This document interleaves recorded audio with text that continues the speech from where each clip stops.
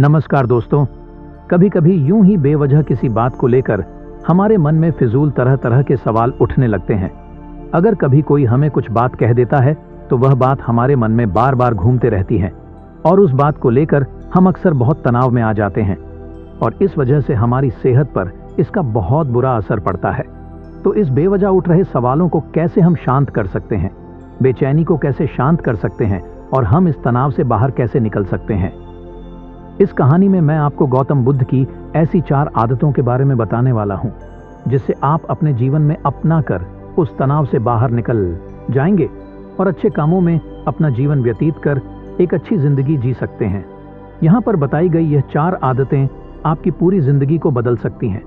अगर आप इन 4 आदतों को अपने जीवन में अपना लेते हैं तो फिर आप अपने जीवन को एक खुशहाल जिंदगी में बदल दें और फिर आपका मन कभी भी बेचैन नहीं होगा, ना ही उदास रहेगी और ना ही बेफिजूल के कामों में व्यस्त रहेगा।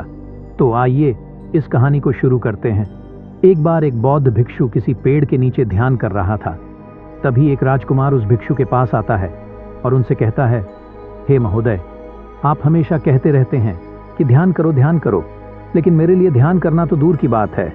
मैं कुछ समय के लिए अपनी आंखें बंद करके शांति से भी नहीं बैठ पाता हूँ। मेरा मन इतना बेचैन है कि यह हर समय कुछ ना कुछ सोचता रहता है। मैं जब भी ध्यान करने बैठता हूँ तो मेरे अंदर विचारों का तूफान आने लगता है। लोगों के बारे में सोचकर, अपने जीवन की बीती घटनाओं के बारे में और अपने भविष्य के बारे में, और ऐसे ही ना जाने कितने सारे अजीबोगरीब विचार लगातार मेरे मन में आते रहते हैं। मैं इन्हें रोकने की बहुत कोशिश करता हूँ, लेकिन जब मैं इन्हें रोकने के लिए ध्यान करने की कोशिश करता हूँ तो मेरा मन अशांत होने लगता है और फालतू की बातें मन में उठने लगते हैं। तो मैं ध्यान को तोड़कर बैठ जाता हूँ। इतनी बातें कहने के बाद वह उस बौद्ध भिक्षु की ओर देखता है और कहता है, महोदय, कृपा करके आप मेरी इस समस्या का कोई समाधान बताएं। यह सुनकर भिक्षु ने कहा, मैं क्या समाधान बता सकता हूँ? सोचो, तुम्हारा ही मन है, लेकिन यह तुम्हें कुछ देर तक आंख बंद करके बैठने भी नहीं देता है। तुमने अपने इस मन को कितना आजाद कर रखा है। राजकुमार ने कहा, महोदय, मैंने बहुत सोचा, लेकिन मुझे अपनी इस समस्या का कोई समाधान समझ नहीं आया, इसलिए मैं आपकी शरण में आया हूं। अब आप ही कोई रास्ता दिखाइए।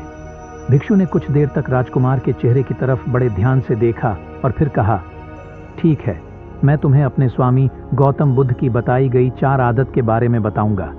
अगर तुम यह 4 आदतें छोड़ दोगे तो फिर तुम्हारा मन लगने लगेगा और तुम्हें कभी भी बेचैनी नहीं होगी। राजकुमार पूरे ध्यान लगाकर उस बौद्ध भिक्षु की बातें सुनने लगा। भिक्षु ने कहा, पहली आदत यह है कि दूसरों के मन को पढ़ना छोड़ दो तुम, और तुम्हारे जैसे ज्यादातर लोग यही गलती करते हैं कि वह दूसरों के मन की बातों को पढ़ने का प्रयास करते हैं। जैसे कि अच्छा, सामने वाला मेरे बारे में ऐसा सोच रहा है, और यही एक आदत तुम्हें सबसे ज्यादा बेचैन और परेशान करती है। ज्यादातर समय पर लोग दूसरों के मन की बातों को गलत और नकारात्मक तरीके से ही पढ़ते हैं।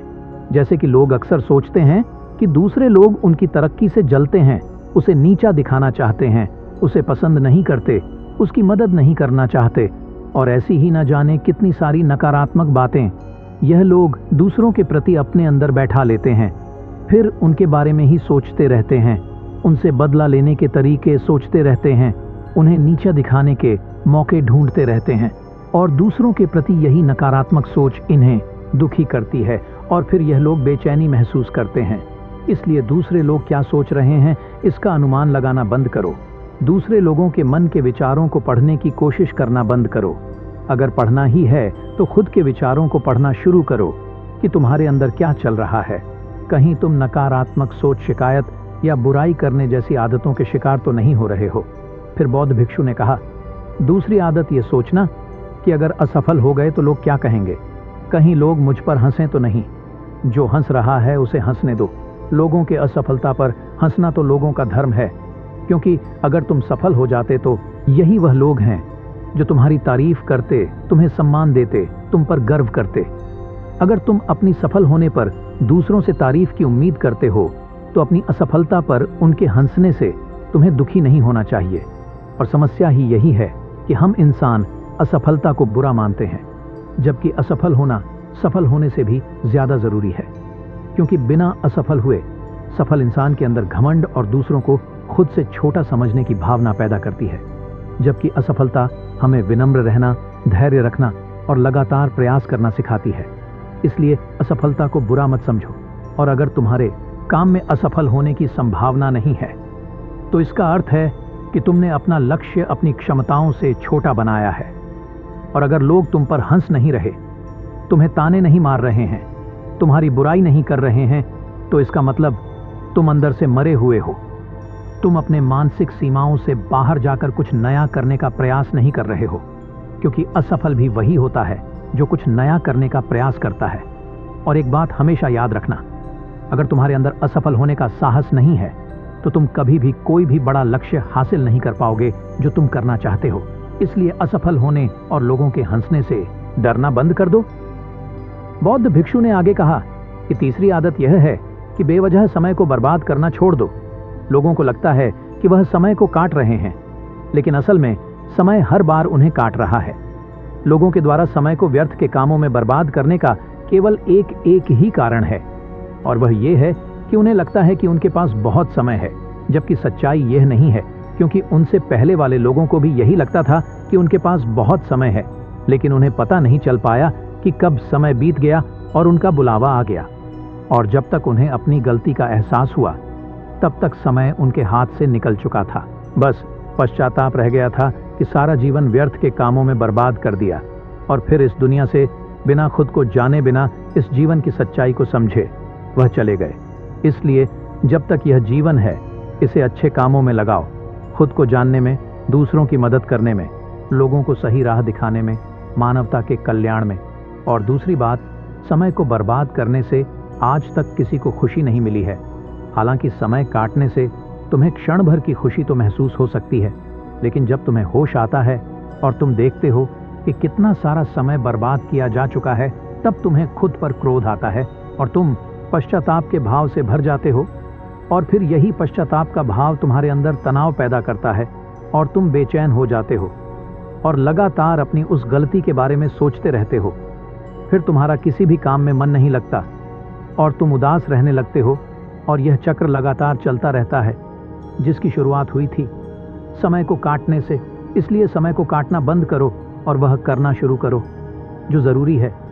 बौद्ध भिक्षु ने आगे कहा, चौथी आदत, ये सोचना छोड़ दो कि मुझसे बड़े बड़े लोग नहीं कर पाए तो मैं कैसे कर पाऊंगा।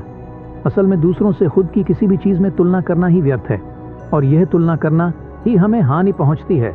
सबकी परिस्थितियां अलग अलग होती हैं, सबकी सोच अलग है, और क्या हुआ अगर दूसरे नहीं कर पाए तो हो सकता है कि तुम ही कर जाओ, क्योंकि अक्सर वही लोग इतिहास रचते हैं जिनसे ज्यादा उम्मीद नहीं होती। और फिर हो सकता है कि जिसे तुम बड़ा समझ रहे थे, जिसके लिए तुम सोच रहे थे कि उसने बहुत मेहनत की है, बहुत प्रयास किया है, उसने कभी उतना प्रयास किया ही ना हो, केवल मेहनत करने का दिखावा किया हो। क्योंकि ज्यादातर लोग कभी उतनी मेहनत करते ही नहीं है जितनी उन्हें अपने लक्ष्य प्राप्ति के लिए करनी चाहिए, और दूसरे लोगों के सामने यह दिखाने का प्रयास करते रहते हैं कि मैंने तो बहुत मेहनत की थी, लेकिन मेरी किस्मत ही खराब थी। और यही वो लोग हैं जो दूसरों को बातों ही बातों में कहते रहते हैं कि जब इतनी मेहनत करने के बाद मैं सफल नहीं हो पाया तो तुम कैसे हो पाओगे। लेकिन अंदर ही अंदर यह इस बात को जानते हैं कि उन्होंने कभी उतनी कोशिश नहीं की थी जितनी उन्हें करनी चाहिए थी। यह बस दूसरों की नजरों में अपनी इज्जत बचाने के लिए, और इस डर से कि कहीं दूसरा व्यक्ति इनसे आगे ना निकल जाए, यह अपने अधूरे प्रयास से घबराते रहते हैं और दूसरों को डराते रहते हैं कि जब मैं नहीं कर पाया तो तुम कैसे कर पाओगे। इसलिए किसी दूसरे असफल व्यक्ति को देखकर यह सोचना छोड़ दो कि तुम भी कहीं असफल हो जाओगे।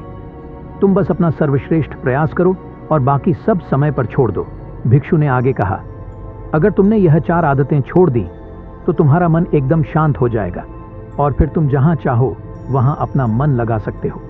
इतना कहकर वह भिक्षु शांत हो गए, और राजकुमार को भी अब समझ आ चुका था कि उसे क्या करना है। उसने मन ही मन उन 4 आदतों को छोड़ने का निश्चय किया। उसने उस बौद्ध भिक्षु को धन्यवाद किया और वहां से चला गया। दोस्तों, हमें यह नहीं सोचना चाहिए कि लोग मेरे बारे में क्या सोच रहे हैं। अगर मैं कोई काम करता हूं तो लोग मेरे उस काम को लेकर हंसेंगे। इसके अलावा हमें अपना फालतू समय बर्बाद नहीं करना चाहिए। इसके अलावा हमें कभी भी यह नहीं सोचना चाहिए कि अगर किसी व्यक्ति से कोई काम नहीं हो पाया है तो मैं उसे नहीं कर पाऊंगा। अगर आप मेहनत से किसी भी काम को करते हैं तो कोई भी काम छोटा या बड़ा नहीं होता और एक ना एक दिन सफलता अवश्य मिलती है। तो दोस्तों, अगर आपको यह कहानी पसंद आई है तो इसे लाइक करें, कमेंट करें और अपनों तक शेयर करें और हमारे इस चैनल को सब्सक्राइब करें ताकि आगे भी आपके लिए ऐसी कहानियां लेकर आते रहेंगे। तो आज के लिए बस इतना ही।